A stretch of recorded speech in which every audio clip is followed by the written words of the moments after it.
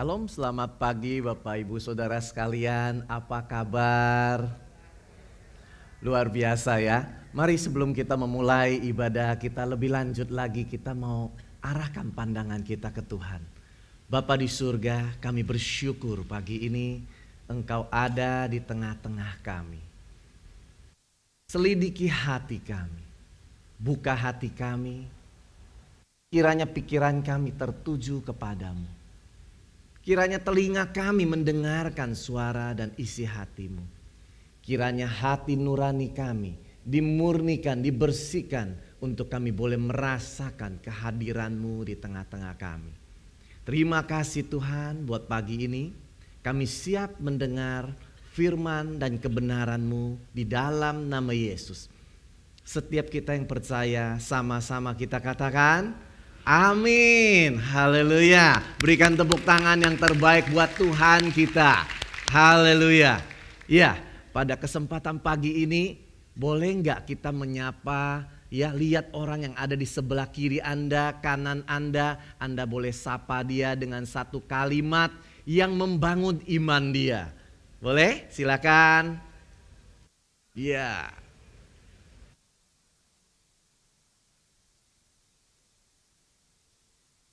Dan pada kesempatan ini kita juga menyambut Bapak Ibu Saudara yang ada di online mengikuti kita. Kita sangat rindu Anda segera juga bisa bergabung bersama kami secara onsite.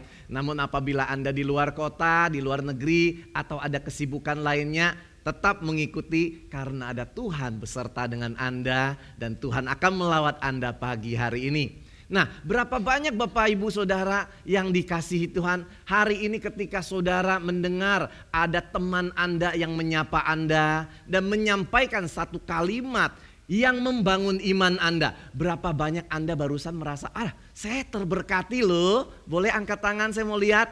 Wow, luar biasa. Nah, kita minggu-minggu ini sedang mempraktekkan karunia, ya. Yang minggu lalu kita udah praktek karunia manifestasi, ya, kuasa Roh Kudus. Ya, ada 9 karunia manifestasi kuasa Roh Kudus yang kita sudah praktekin. Nah, salah satunya yang seperti barusan Bapak Ibu lakukan secara sederhana. Ketika kita connect dengan Tuhan, kita mendengarkan pengarahan Tuhan, kita dapat kata hikmat untuk kita sampaikan kepada teman yang sebelah kiri kita, kanan kita, depan kita, belakang kita. Yang kita sampaikan juga di rumah kita, kepada anak kita, kepada pasangan kita, kepada orang tua kita. Dan ternyata kata-kata motivasi kita itu memberkati mereka. Jadi setiap kita, saya, Anda akan diberkati hari ini saat kita dipakai oleh Roh Kudus untuk boleh memotivasi dan menjadi berkat bagi yang lain. Amin. Ya, hari ini kita akan lanjutkan seri pengajaran yang sudah minggu lalu. Dan dari awal tahun kita belajar, sepanjang tahun ini kita terus dipimpin, ya. Luar biasa, ya. Sehingga kita boleh membangun manusia roh kita. Mulai dengan disiplin-disiplin rohani kita, mulai dengan bagaimana kita mulai doa puasa, saat teduh, beribadah seperti hari ini. Dan kita sudah lanjut dengan bagaimana kita tertanam, ya, bagaimana tertanam di dalam komsel, ibadah, kita dengan nilai-nilai bagaimana kasih persaudaraan, akuntabilitas satu sama lain, saling bertanggung jawab hidup. Bagaimana kita melakukan spirit of excellence, bagaimana kita juga melakukan lebih daripada yang diharapkan. Kita lanjutkan lagi dengan integritas. Ya, menyampaikan sesuatu yang kita pertanggungjawabkan dengan ucapan dan perbuatan kita. Dan juga hati hamba. Dan juga minggu ini, dalam 1-2 bulan terakhir ini, kita terus lanjutkan lagi. Apa? Kita mulai, ya, dengan karunia motivasi kita. Bagaimana kita diperlengkapi dengan karunia-karunia dari 5 jawatan yang Yesus berikan, dari 7 karunia yang Bapa berikan, karunia motivasi, dan 9 karunia Roh Kudus yang membuat diri kita semakin diperlengkapi. Hari ini kita akan lebih dalam lagi belajar bagaimana dengan setiap karunia yang sudah kita peroleh, bagaimana kita menghadirkan kerajaan Allah di dalam setiap aspek kehidupan kita. Baik di rumah tangga kita, di pekerjaan kita, bisnis kita, baik juga di dalam, ya mungkin ada yang masih sekolah, di kuliah, kampus, mungkin juga anak cucu kita, bagaimana kita menjadi berkat. Bapak Ibu mau menjadi berkat? Amin, luar biasa. Mari kita akan baca firman Tuhan yang kita akan baca dari Matius 5 ayat 13 sampai 16. Kita akan gantian ya Bapak Ibu Saudara ya. Saya baca dulu yang 13, nanti Bapak Ibu yang 14, 15 saya dan 16 kita bersama-sama. Mari kita baca mulai dari ayat yang ke-13. Kamu adalah garam dunia. Jika garam itu menjadi tawar, dengan apakah ia diasinkan? Tidak ada lagi gunanya selain dibuang dan diinjak orang. Kamu adalah terang dunia.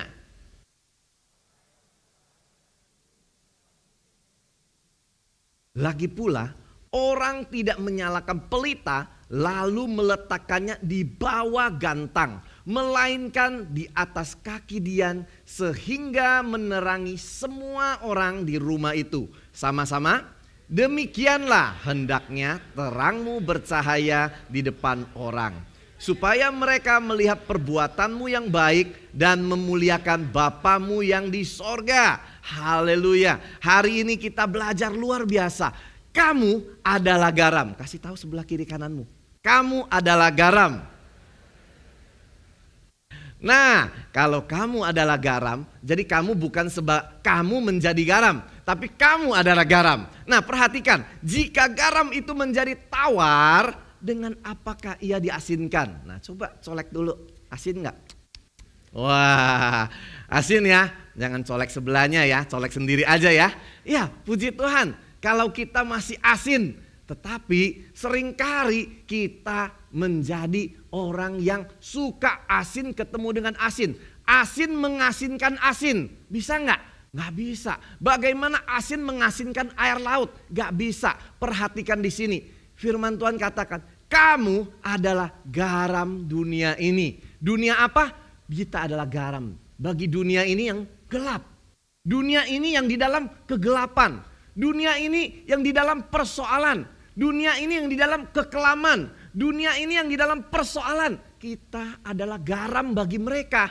Jadi kita bukan menjadi garam di dalam gereja dengan gereja. Hari Minggu kita garam ketemu. Haleluya. Kita ketemu dengan teman-teman, kita garam menggarami. Habis itu kita pulang, kita menjadi di dunia ini kita kembali lagi nggak jadi garam. Kita lagi mulai kita menjadi tawar. Nah, perhatikan firman Tuhan katakan hati-hati kalau garam itu menjadi tawar. Jangan sampai kita ke hari Minggu kita ke gereja. Halo, apa kabar? Sarangeo. I love you. Ya habis itu hai, bye bye. Gak ada komunikasi, gak ada hubungan dan kedekatan. Tidak ada saling membangun dan tidak ada bagaimana kita menjadi berkat. Cerita-cerita bagaimana kita di rumah, bagaimana kita di tempat kerja. Gak ada pengalaman hidup kita yang menjadi berkat. Hari Senin sampai Sabtu kembali ke dunia dan menjadi dunia. Nah, ini yang seringkali menjadi persoalan kita. Makanya firman Tuhan katakan hari ini, kalau seandainya Anda garam dunia tetapi Anda menjadi tawar. Padahal garam itu gak mungkin tawar Bapak Ibu Saudara sekalian. Garam itu pasti asin. Sekalipun sebutir garam itu asin. Tetapi kenapa ada garam yang menjadi tawar? Karena garam itu dimasukkan ke dalam plastik. Garam itu tidak menyatu. Garam itu tidak dirasakan. Kehadiran kita tidak dirasakan perbedaannya. Kehadiran kita di rumah gak dirasakan oleh orang tua kita. Kehadiran kita gak dirasakan oleh anak cucu kita. Kehadiran kita tidak dirasakan oleh istri kita, istri saya atau istri Anda atau suami atau anak-anak Anda. Tidak dirasakan. Hanya ketika kita di gereja kita haleluya. Tapi pulang di rumah kita menggunakan tangan yang sama untuk pukul anak. Atau jangan-jangan pukul istri. Jangan-jangan tendang suami. Nah, itu tidak menjadi garam. Tidak menggarami. Bagaimana kita seharusnya garam itu adalah untuk mencegah pembusukan. Di mana dia harusnya, di mana garam ada, dia membuat segala sesuatu menjadi baik. menjadi nggak gampang rusak. Ya, bagaimana kita bisa datang untuk menghibur. Kehadiran kita memberikan rasa sayang, memberikan rasa hormat, memberikan rasa cinta, membuat pengaruh yang positif. Bukan malah dipengaruhi, ikut-ikutan berbuat jahat, berbuat dosa, menipu. Tidak.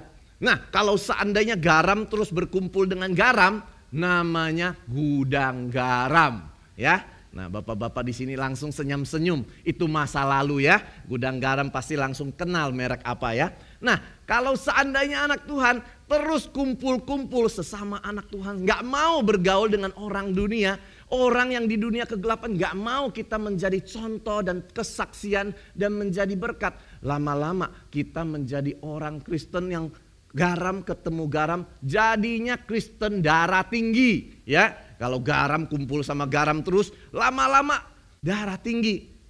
Kalau cuma ketemu sekali 2 kali sih, aku senang ketemu kamu.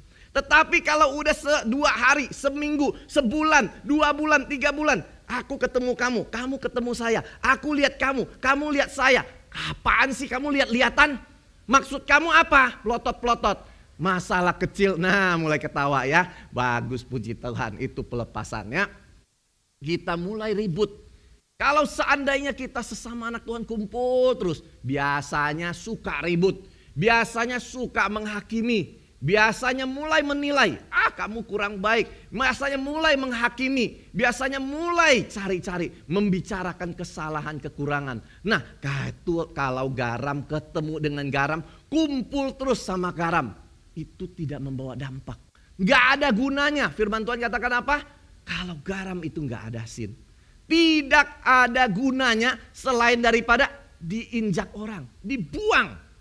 Jangan sampai hidup saya menjadi orang yang dibuang. Menjadi orang yang diinjak. Kenapa diinjak? Kenapa dibuang? Karena orang gak merasakan dampaknya. Orang gak merasakan perubahan hidup kita. Orang jadinya, kamu ke gereja, kamu belajar tentang karunia untuk kesombongan kamu. Gak dirasakan di dalam rumah tangga. Pada pasanganmu, pada anak-anakmu, mereka tidak merasakan. Demikian juga dengan terang. Kalau terang itu membuat diri kita boleh melihat. Saya bayangkan ketika saya di rumah ya. Ketika saya di rumah, kalau saya nyalakan lampu, kegelapan langsung hilang. Betul? Saat kalau mati lampu, gelap banget. Ya kan? Nah, saat kita ada terang, gelap itu hilang. Otomatis. Tetapi kalau seandainya kita terang ketemu terang. Nah, kalau terang ngumpul terus sama terang nih, gak mau ke tempat yang gelap, gak berasa terangnya. Yang ada, kalau terang terus ketemu dengan terang, lama-lama bahasa Mandarinnya silau men. Silau ya, akhirnya saling tabrakan. Akhirnya saling konflik. Kenapa? Karena terang ketemu terang. Terang mencoba menerangi terang. Akhirnya pendalaman gak pernah praktek. Gak pernah dilakukan, firman yang dipelajari gak pernah dipraktekin. Nah, ini tidak ada gunanya. Nah, makanya kalau terang itu jangan simpan di bawah gantang. Jangan disembunyikan. Terang saya dan terang kamu harus bersinar. Kasih tahu sebelah kiri kananmu. Terangmu menerangi sekelilingmu. Ya, kita bersyukur sekali kalau kita di sini di dalam visi Abba Love kita mengajarkan dan diajarkan luar biasa ya. Bagaimana menjadi komunitas yang membangun rumah Tuhan sebagai pusat solusi bagi suku dan bangsa dan menjadi mercusuar bagi tubuh Kristus. Ini adalah sebuah visi. Visi ini yang menentukan bagaimana kemana kita akan tuju. Visi ini yang terus kita bawa di dalam setiap pengajaran, pengarahan, equipping tiap-tiap minggu. Supaya setiap kita menjadi dampak, menjadi berkat untuk setiap kita membangun tubuh Kristus. Bukan hanya membangun tubuh Kristus, tetapi tubuh Kristus setelah dibangun ya harus menjadi terang, menjadi garam, yaitu pusat solusi. Apa yang menjadi masalah di kantormu? Apa yang menjadi masalah di rumah tanggamu? Apa yang menjadi persoalan di tempat kerjamu? Apa yang menjadi persoalan bagi anak istrimu, suamimu? mereka merasakan kehadiran-Mu. Sehingga hidup kita bukan cuman buat kita, tapi menjadi berkat buat tubuh Kristus. Orang-orang melihat keluarga kita dan mereka mulai datang kepada Tuhan. Ketika kami mempraktekkan bagaimana saya dan istri saya, kami sehati berdoa bersama untuk anak-anak kami. Kami belajar bagaimana anak-anak kami perlu kami muridkan. Suatu hari istri saya berkata kepada saya, "Kamu bagus sekali di luar pelayanan. Kamu bagus sekali nolongin orang. Kamu bagus sekali bantuin orang. Kapan kamu punya waktu untuk kamu memuridkan anakmu sendiri? Kapan kamu punya waktu buat memuridkan saya?" Itu sebuah tamparan buat saya. Saya bisa melayani jiwa baru. Apa kabar? Teleponin, kok lama gak ibadah? Gimana, udah makan belum? Kapan kita bisa ketemu? Kita mau ngobrol, kita pengen mengenal kamu. Bagaimana keluarga kamu? Kamu bagaimana kerjaannya? Kita begitu perhatian sama orang-orang di luar sana. Khususnya kalau yang ada menguntungkan kita di dalam bisnis ya. Sekalipun diomelin sama bos, diomelin klien, kita baik. Tetapi sama istri, sama suami, kita gak pernah. Gimana kabarnya? Mau makan apa? Kita gak menyediakan muka. Senyuman kita ini garam loh. Coba lihat kiri kanan senyumannya. Garam loh, terang loh. Membuat orang yang melihat Anda senyum aja tadinya mau marah jadinya lucu juga muka kamu ya. Nah, jadi gak jadi marah. Tahu gak? Garam itu gak susah. Terang itu gak sulit-sulit banget. Karunia yang Tuhan berikan kepada kita jadi berkat tuh mudah. Saya mulai mencoba memuridkan istri saya. Menyediakan waktu untuk mendengarkan dia. Mencoba untuk mengenal istri saya.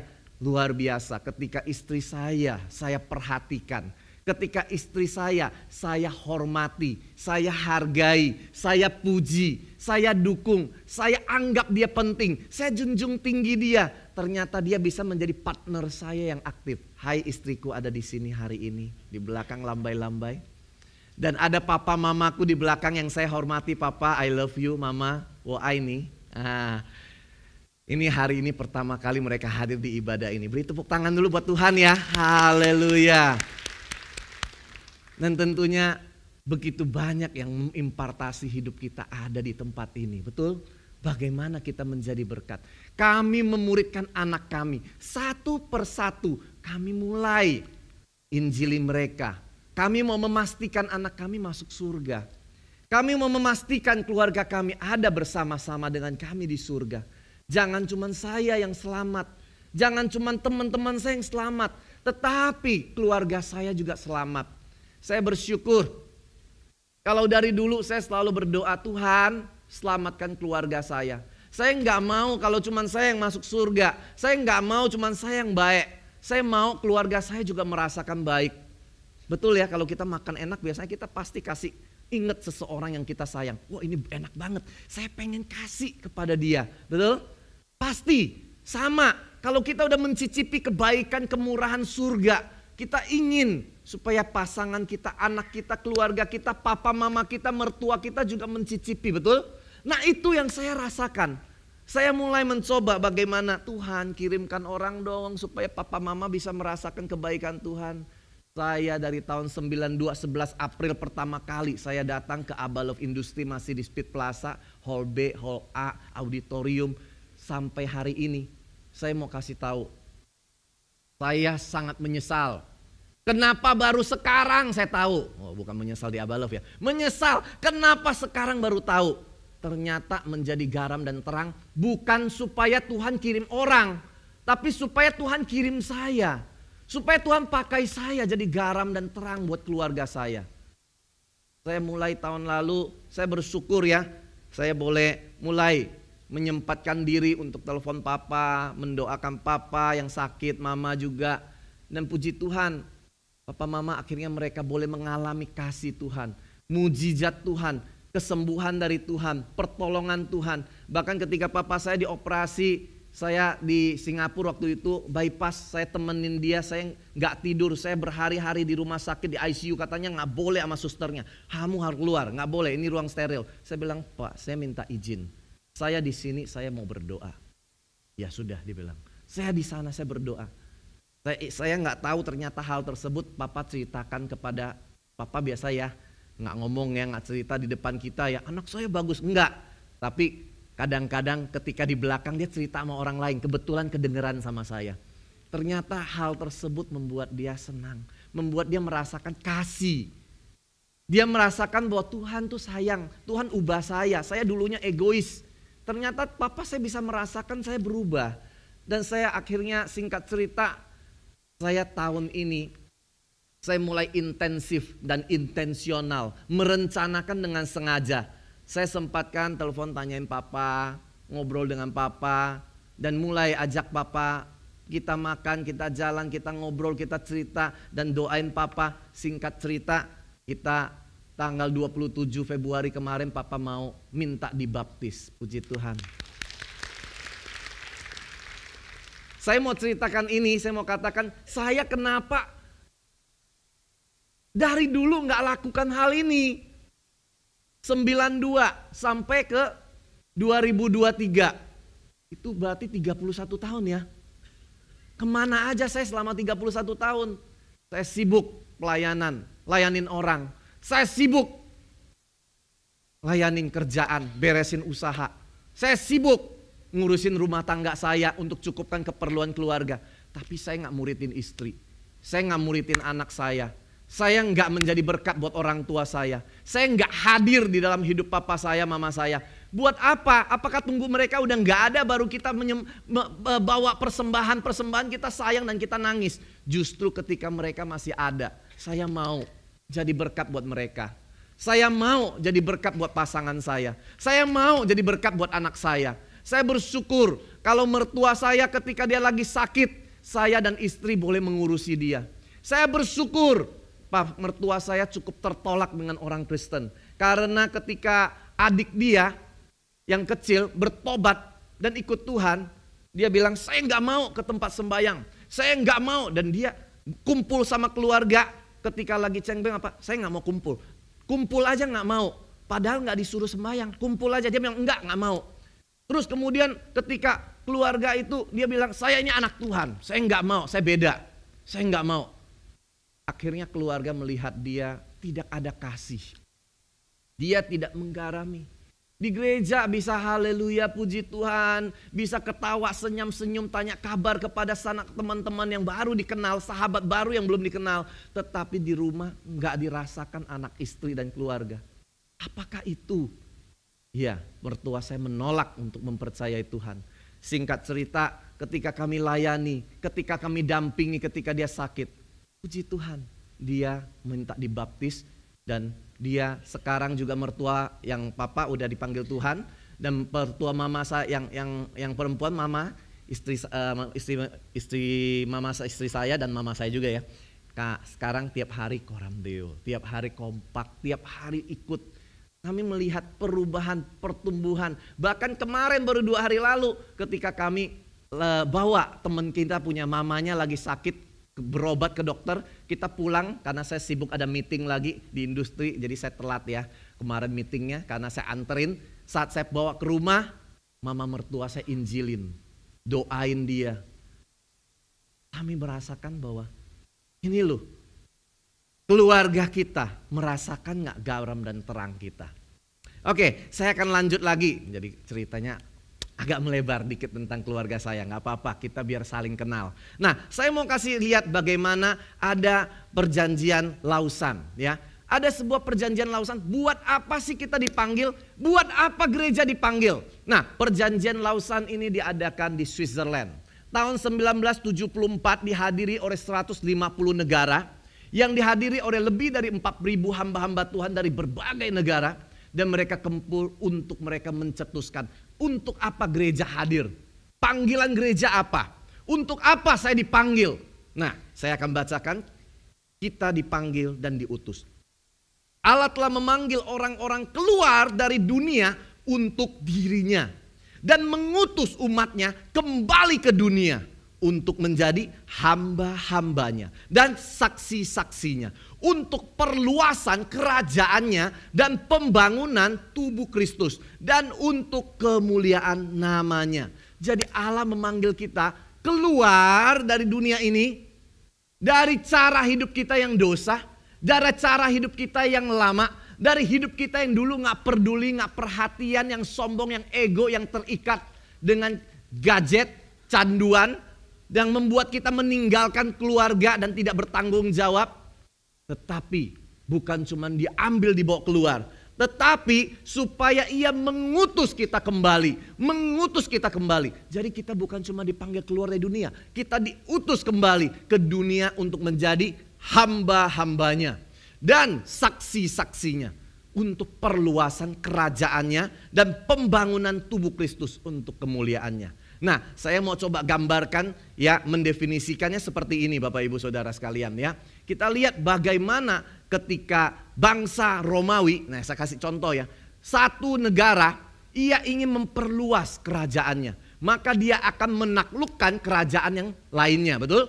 Dia akan mengirim jenderalnya, Apolosnya untuk menaklukkan kerajaan lain, mendobrak pintu gerbang. Biasa pintu gerbang berbicara pintu pertahanan yang melindungi ya. Jadi dia ingin mendobrak supaya pintunya terbuka dan masuk mengalahkan pasukan musuh. Setelah itu dia akan di dalam kota tersebut, dia akan menggembalakan dia akan kumpulkan seluruh rakyatnya untuk bagaimana diayomi. Untuk pertama, supaya penduduk tersebut mereka melihat budaya Romawi.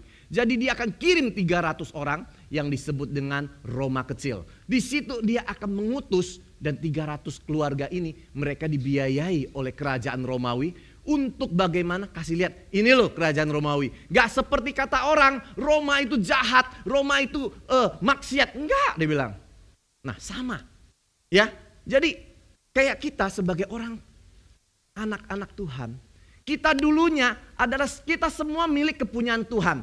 Bapak telah memberikan misi yang luar biasa yang Pak Lukas sudah ajarkan. Misi Bapak kepada Adam. Misi dan Tuhan mau yang terbaik di bumi ini untuk anaknya. Sama ya, kita papa mama pasti kita ingin yang terbaik buat anak kita, betul?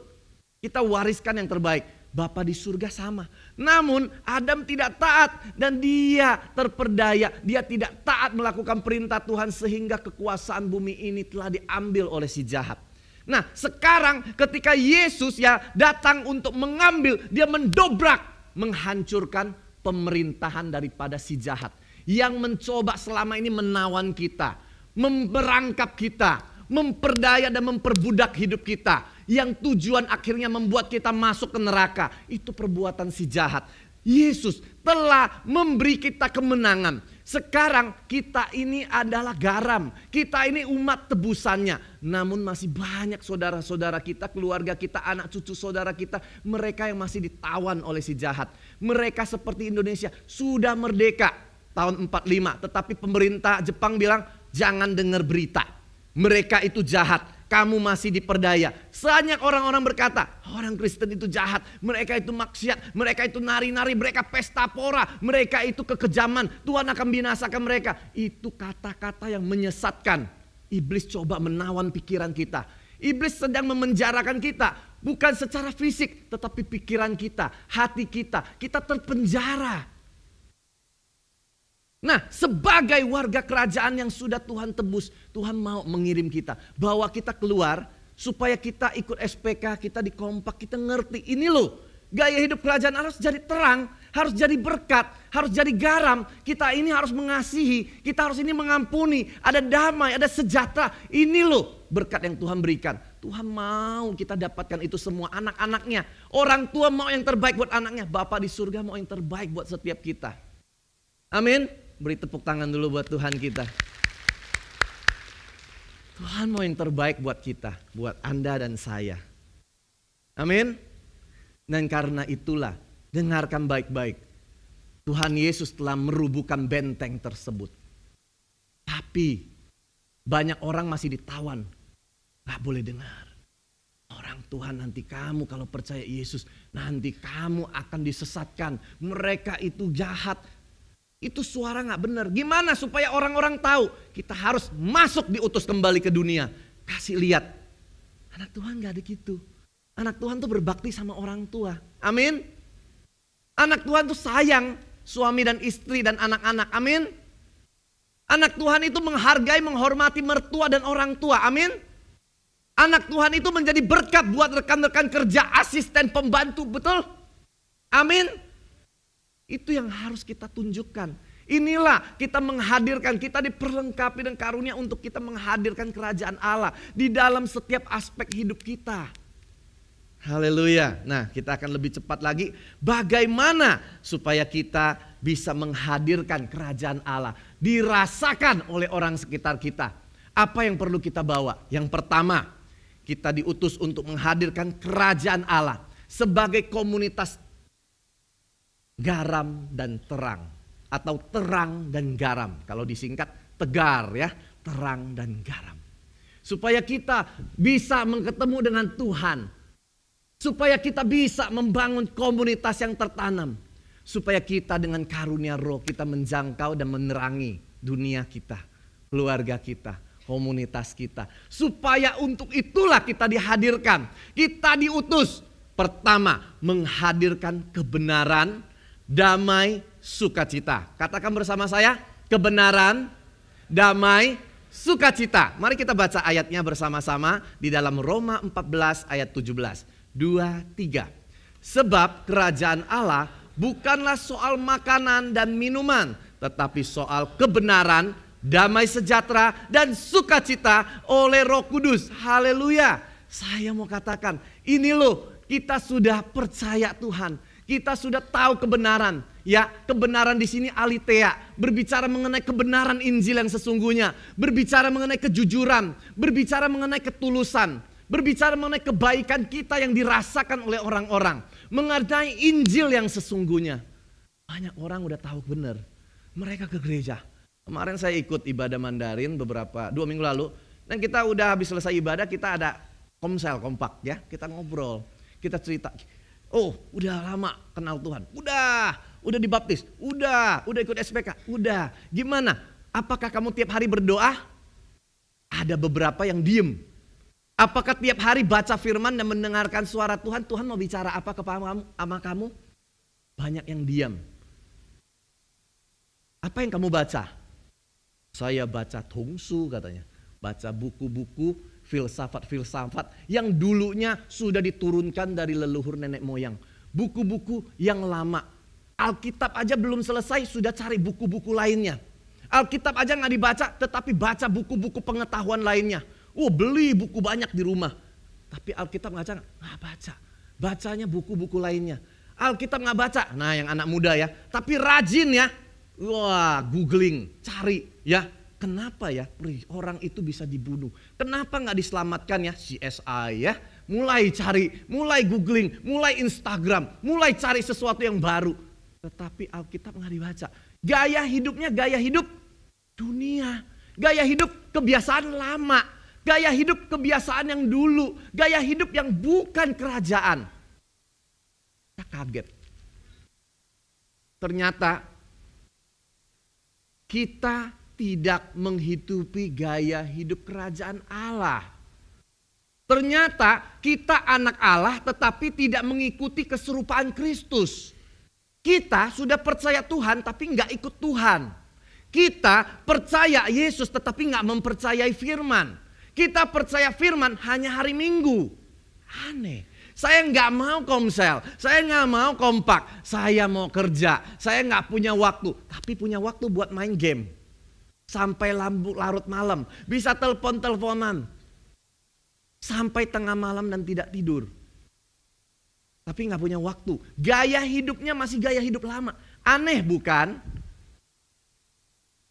Aneh. Dan kami bersyukur ketika kami mulai mencoba untuk mengevaluasi dan memperbaiki. Kami bersyukur keluarga kami mengalami beberapa perubahan.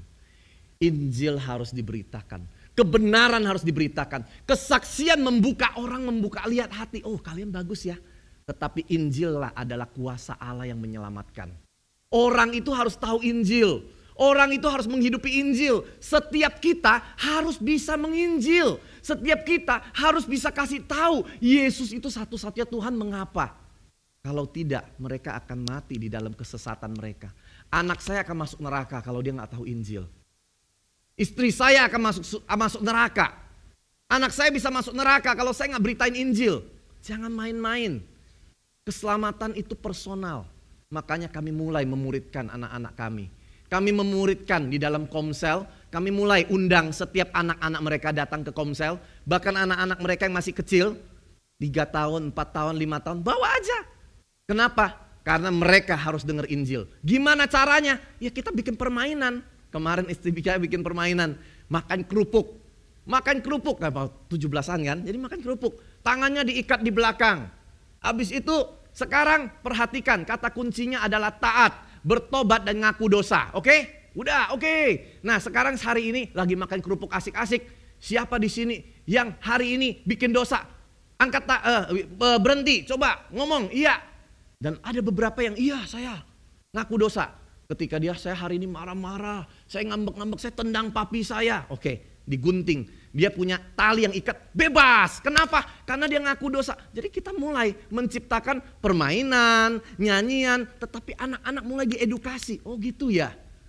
Saya ngerti ya, oh iya ya, lepas ya. Iya kalau kamu berbuat dosa kamu terikat. Kamu harus ngaku dosa, kamu masuk ke dalam payung perlindungan Tuhan. Tuhan yang melindungi kamu. Kalau nggak ada payung, hujan basah nggak? Basah. Dan kamu harus gimana? Masuk dalam perlindungan Tuhan. Gimana caranya? Ngaku dosa, bertobat. Anak-anak ngerti. Dan kami bersyukur.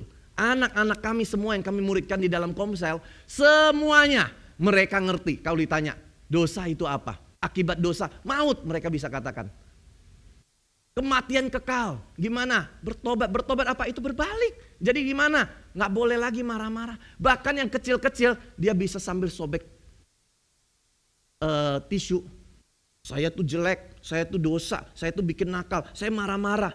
Tetapi Tuhan Yesus telah memberi saya hidup yang baru, diambil tisu yang baru. Baru, karena apa? Karena kami bikin permainan. Hal yang sederhana, tapi anak nempel di otak mereka. Dalam alam bawah sadar mereka, bawa sampai mereka tua. Ingat, 0 sampai 7 tahun, usia yang paling rentan. Betul? Oke, kita masuk poin kedua. Saya lebih cepat lagi ya.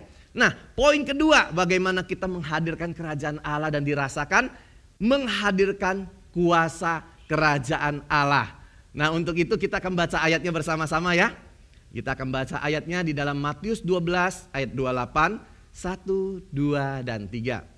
Tetapi jika aku mengusir setan dengan kuasa roh Allah, maka sesungguhnya kerajaan Allah sudah datang kepadamu. Satu lagi, 1 Korintus 4 ayat 20. Sebab kerajaan Allah bukan terdiri dari perkataan, tetapi dari kuasa. Ada kuasa Tuhan yang dinyatakan dalam hidupmu ketika engkau mengusir setan dengan kuasa roh Allah, maka kerajaan Allah sudah datang kepadamu. Saya mau mengundang istri saya untuk boleh berbagi cerita tentang poin ini. Kita beri tepuk tangan dulu buat istri saya. Ini istri saya, puji Tuhan. Shalom, selamat pagi semuanya. Perkenalkan saya Ria, istri Mardi, satu-satunya.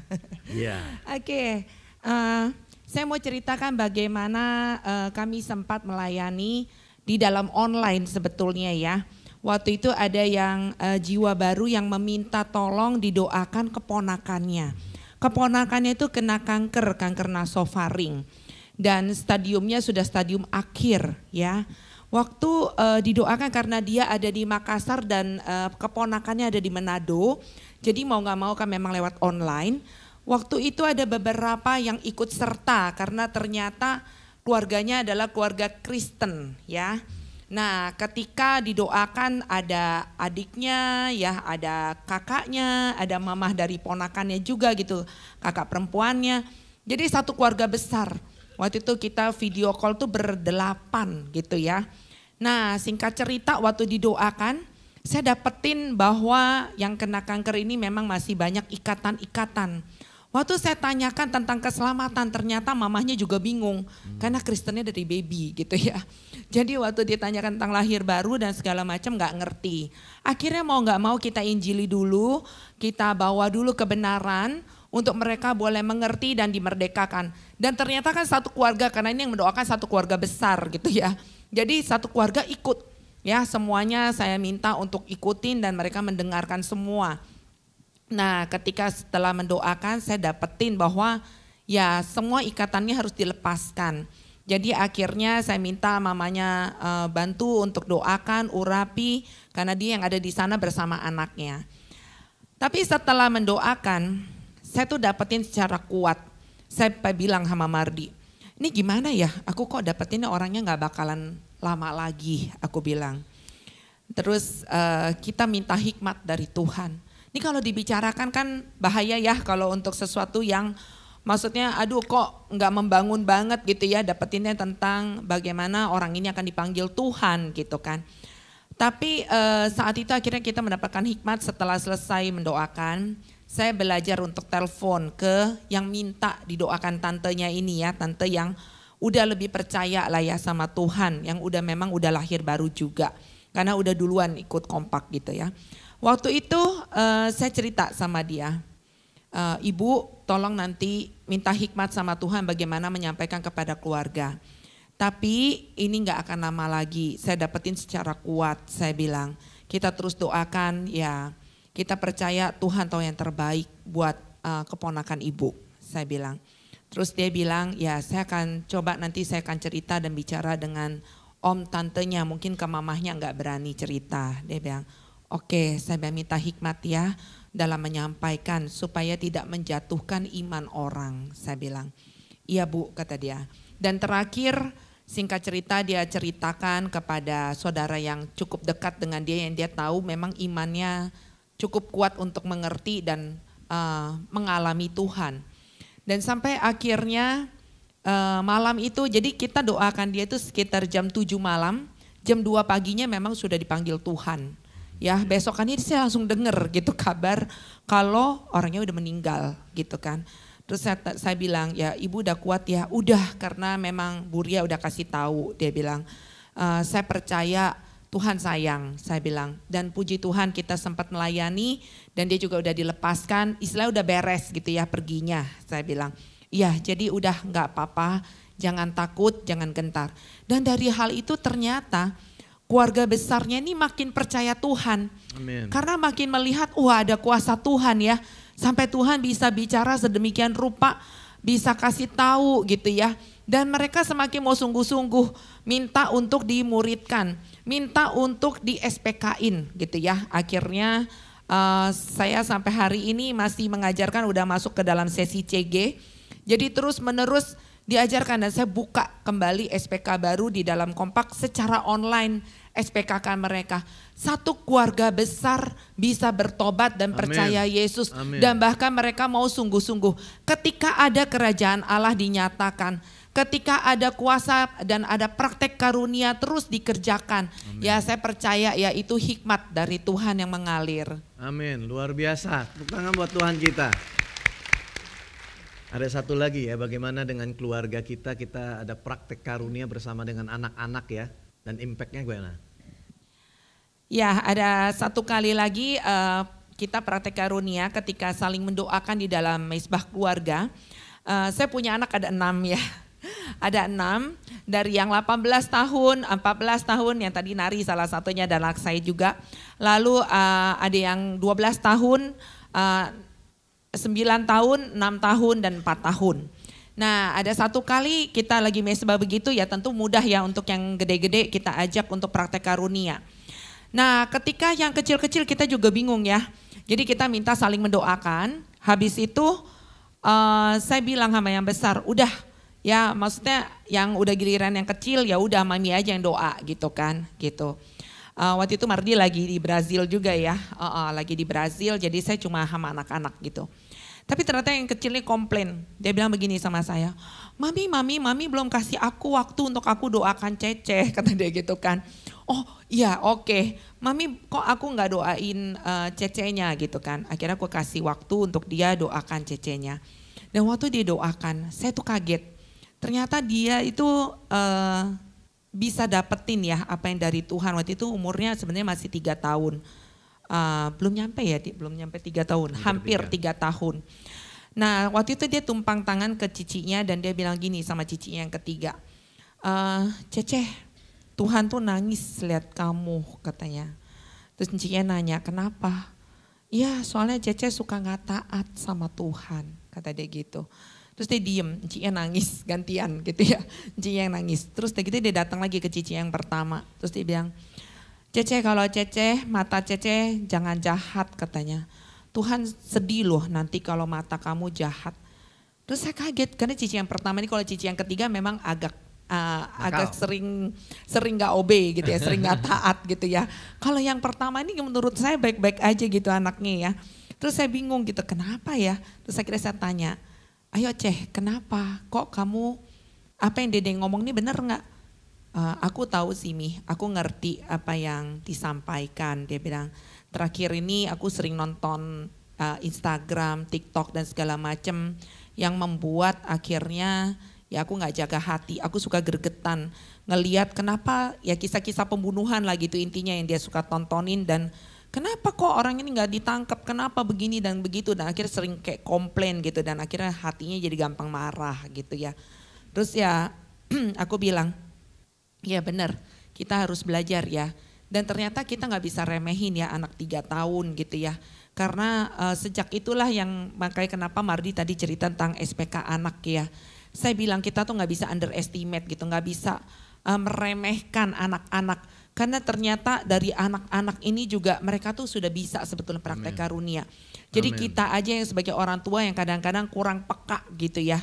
Jadi ayo Bapak Ibu, mungkin di sini ada yang udah oma opa, ya jangan remehkan anak cucumu ya, karena mereka juga berhak mendapatkan kerajaan Allah dan mereka juga perlu mempraktekkan karunia dalam kerajaan Allah. Haleluya, terima kasih Ria. Bapak Ibu Saudara sekalian, setiap kita adalah terang dan garam. Setiap kita punya tanggung jawab dalam rumah tangga dan keluarga kita.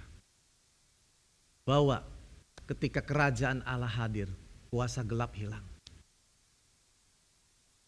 Ketika kuasa gelap hilang, ada revival. Makanya kita terjadi revival, nanti bulan depan ada hamba-hamba Tuhan dari Brasil akan datang. Makanya kita lihat anak-anak kompak anak, mereka begitu banyak yang mulai diselamatkan. Makanya kita lihat hari-hari ini terjadi, semalam kita datang hadiri temenin anak-anak. Bapak Ibu lihat dekorasinya, Ignite 1089 anak-anak muda yang datang. Beri tepuk tangan buat Tuhan. Penuh ruangan ini. Orang tua dampingi anaknya beribadah. Anak-anak bawa papa mamamu ibadah Mandarin di bawah. Temenin. Gak bisa minta orang lain. Saya dan Anda adalah garam dan terang. Saya cepat aja. Poin ketiga, di mana Tuhan mau supaya kita menghadirkan kasih. Firman Tuhan katakan, Yohanes 13, 34, 35, aku memberikan perintah baru kepada kamu, yaitu supaya kamu saling mengasihi sama seperti aku telah mengasihi, demikian pula kamu harus saling mengasihi. Dengan demikian semua orang akan tahu kamu adalah murid-muridku, yaitu jikalau kamu saling mengasihi. Mari kita mau praktek kasih. Ketika kami mengasihi, Anda mengasihi, anak-anak akan melihat, orang tua akan melihat, keluarga akan melihat, sanak famili akan melihat, dan mereka akan menghadirkan kerajaan Allah dan membuat mereka mau mengenal Tuhanmu. Gaya hidup kerajaan Allah dibawakan lewat hidup kita. Dan yang terakhir, menghadirkan bagaimana kita mempraktekkan golden rule. Saya akan baca di dalam Matius 7 ayat 12. Segala sesuatu yang kamu kehendaki supaya orang perbuat kepadamu, perbuatlah demikian juga kepada mereka. Itulah isi seluruh hukum Taurat dan kitab para nabi. Mari kita praktekkan untuk kita mengasihi sebagaimana kita ingin dikasihi. Boleh tim musik worship boleh naik. Saya mau kita lihat slide terakhir. Bagaimana praktek pekerjaan sesuai karunia dengan aturan emas ini. Kita akan lakukan. Saya kasih 4 akronim. SALT, salt artinya garam. S-nya adalah serve, melayani. Biarkan kebenaran itu bisa dirasakan orang ketika kita melayani. Ketika kita hadir untuk melayani. Kita membantu, menolong, memperhatikan, peduli, menanyakan kabar, mengajak berdoa. Saya tanya papa saya tadi pagi di mobil, "Pa, udah berdoa?" "Sudah." Mama saya bilang, "Masa kamu berdoa? Bisa berdoa?" "Bisa." Tepuk tangan dulu buat Tuhan ya. Ajarkan. Saya kasih tahu, "Pa, doa gampang. Doain aja buat kita, anak-anakmu, cucu-cucumu. Berterima kasih aja sama Tuhan. Apalagi yang bisa dilakukan, nanti Tuhan akan berkati." Iya. Papa saya pendiam, tapi papa saya bisa. Apalagi kita sini yang masih muda-muda ya. Amin. Kasih tahu sebelah kiri kananmu, kamu masih muda. Tuhan akan pakai kamu. Ya nggak apa-apa, rambut putih juga masih muda. Tuhan akan pakai. Yang kedua, appreciate, A-nya. Menghargai. Yang ketiga, L-nya love, mengasihi. Dan yang terakhir, T, treasure, menjunjung tinggi. Sesuatu yang kita hargai bernilai. Ketika Anda menghargai pasangan, ketika Anda mencintai orang tuamu, ketika Anda memperhatikan anak-anakmu, mereka bisa merasakan. Biarkan kita bersama keluarga kita boleh melayani Tuhan. Mari kita pejamkan mata, kita arahkan pandangan